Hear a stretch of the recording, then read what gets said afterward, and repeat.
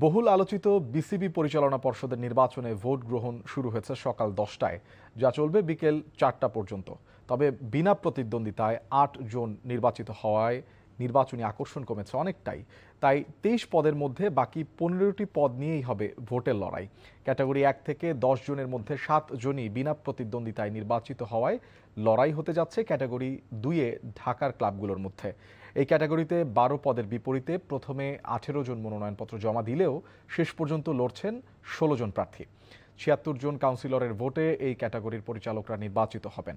Vote গণনা শেষে সন্ধ্যা 6টায় আনুষ্ঠানিকভাবে ফল প্রকাশ করবে নির্বাচন কমিশন। এরপর নতুন পরিচালকদের সভায় নির্বাচিত হবে বিসিবির নতুন সভাপতি। মিরপুর শেরেবাংলা জাতীয় ক্রিকেট স্টেডিয়ামে অনুষ্ঠিত হচ্ছে বিসিবি নির্বাচন। সেখানে উপস্থিত আছেন আমাদের সিনিয়র করেসপন্ডেন্ট মুমিনুর রিপন। রিপন, নির্বাচনের সবশেষ কি তথ্য রয়েছে আপনার কাছে, এবং ক্লাব ক্যাটাগরি থেকে বিসিবি পরিচালক হওয়ার পথে কারা এগিয়ে রয়েছেন?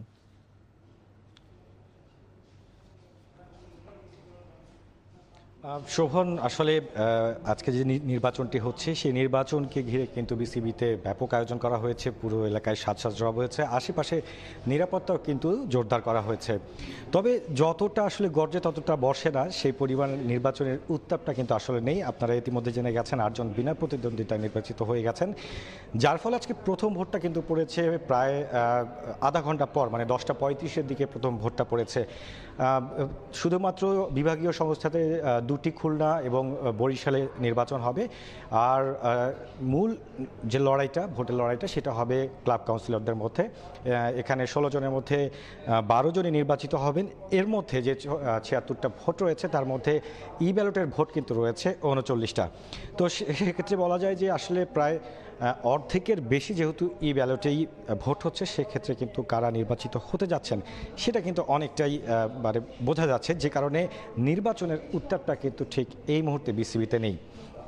আর জেলা ও বিভাগীয় ক্রীড়া সংস্থার কিন্তু 3 জন ব্যালটের ভোট রয়েছে, যার সময় শেষ হবে দুপুর 1টার মধ্যে। মানে ব্যালটের যারা ভোটার রয়েছে তারা দুপুর 1টার মধ্যে তাদের ভোট দিয়ে দিবেন।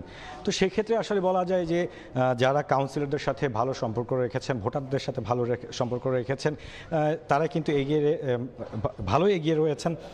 তামিম ইকবাল নিজেও সেখানে রয়েছেন এবং তার জয়টা মোটামুটি নিশ্চিত বলা যায়। শুধু তামিম ইকবাল নয়, প্রায় 12 জনের মধ্যে 10 জন মোটামুটি নিশ্চিত, 2 জনের ক্ষেত্রে একটু লড়াইটা হবে। তো শোভন, এই ছিল বিসিবি নির্বাচনের সর্বশেষ অবস্থা।